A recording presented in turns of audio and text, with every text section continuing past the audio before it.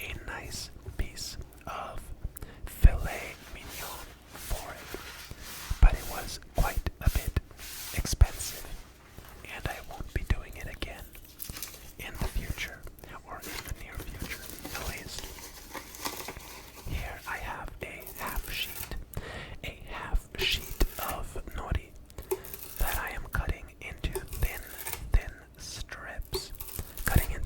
strips that I am now cutting into even smaller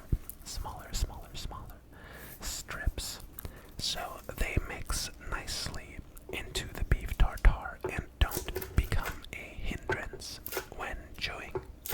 You want tiny pieces of nori in there, tiny pieces. So I am cutting the nori in tiny little strips of nori that are going to go into this beef tartare. Getting rid of all of these specks of nori and cracking open an egg, and separating the yolk from the egg white. And here we have the aforementioned piece of filet mignon. It is a very, very beautiful cut of meat. It has some decent marbling even. So I am patting it dry and placing it on the cutting board. It has this one side that is a lot more fatty than the other side. So I am taking some of that very, very fatty side off first. But it's not gonna be wasted. It is going into the tartare as well. So I am cutting it into strips and then dicing the meat. Some people, when making a tartare, especially I suppose with different cuts of meat than this, you would grind up your meat for your tartare. But with a fillet, you really can't dice it. It is that soft. I am using half of this steak for the tartare, and I am charcoal grilling the other half. If you want to check out how that went, I have a YouTube short where I grill the fillet, where I grill it. Now, this other half I am using for the beef tartare. So, on all of these pieces of meat, we're going to cut them into strips and then dice them until we have a lot of diced beef that we're going to put into this green ceramic bowl. A green ceramic bowl. Dicing up all of these strips of meat, and you can see the spring onion, the nori, and our egg yolk on the right side of the cutting board as well. This is the first time I've made beef tartare at home, and I've probably had it like 3 times throughout my life. But this was very, very delicious and very easy to make, albeit quite expensive because it is such an expensive cut of meat. We are now going to add all of the other ingredients into the bowl as well, like this sesame, some white sesame, roasted, toasted sesame, giving a couple of sprinkles of sesame on top of the meat, and adding the egg yolk, as well as the spring onion, as well as the nori to the bowl. Here I have some barrel-aged soy sauce. This has been barrel aged in a wooden barrel for 4 years. 4 years. Also, I decided to add another egg yolk because it is quite a bit of meat. And it is a quite dark soy sauce with a very interesting flavor. It is something for special occasions that I rarely use, but I figured here I might as well. So I'm adding a bit of the soy sauce onto the meat that has also been salted and peppered. Peppered. It has also been peppered. And now I am giving that a good and thorough mix. A good and thorough mixing so that the egg yolk, as well as all of these seasonings, cover each and every little meat cube, beef cube. Every little beef cube should be covered in yolky deliciousness.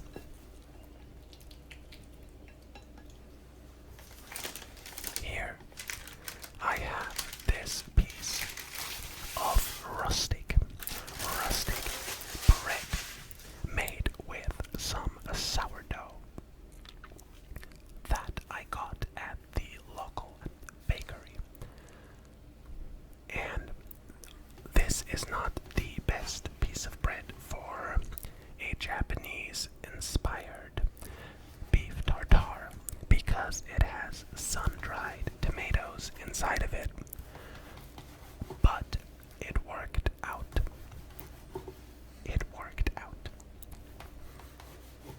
Normally, I suppose you wouldn't want sun-dried tomatoes in your Japanese dish. But who cares? It was delicious, regardless. So I am slicing the bread into these little strips, into these pieces, and placing it inside of this basket, inside of this wooden basket. And I decided to have a little taste test. A little taste test of the tartare right here and there without toasting the bread. Now these are 12 quail eggs. These are 12 quail eggs. And we'll be using 4 of these 12 quail eggs. Making a little crack in the quail egg with my petty knife, with the back of the knife, or with the bottom part of the knife, and then using my fingers to crack the eggs into this tiny cup, this ceramic blue cup. Sadly, as you can see, some of the quail egg shell has happened to pop into the cup as well, but we got it out, and I'm now using my hand to extract all of the yolks from the egg whites, so we can just have the egg yolks in this separate little bowl, because I don't want the egg whites on top of these beef tartare bites. I am now moving outside to my tiny charcoal grill, where I have heated some charcoal briquettes that I am adding to the grill and placing the grate on top. And first up, I'm going to grill 3 pieces of bread, adding some olive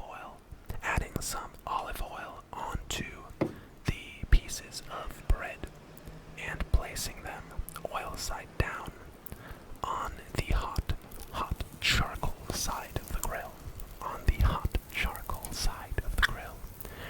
And honestly, this happened quicker than I would have thought. A bit more if they would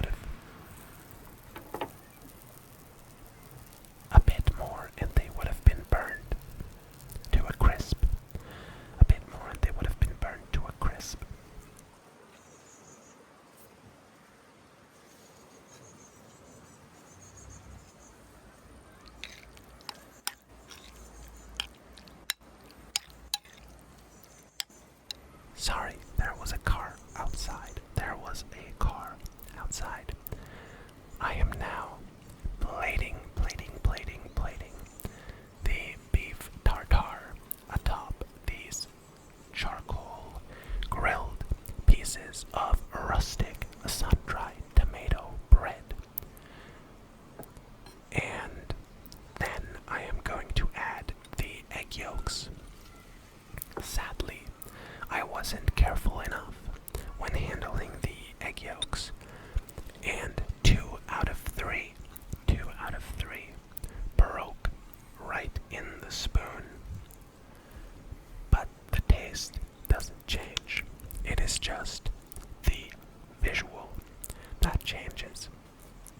Now I have these tiny tops of spring onion that I am placing on the, I guess, Japanese kind of tapas, on these tapas. And I am now eating them and grilling some more bread and placing more beef tartare onto the pieces of bread. It was very delicious. And the steak I had after was also. Here you can see the finished product. It is looking very delicious. And it was. Anyway, I hope you enjoyed this video. I also hope you liked the new angle with the top-down view. Give me some feedback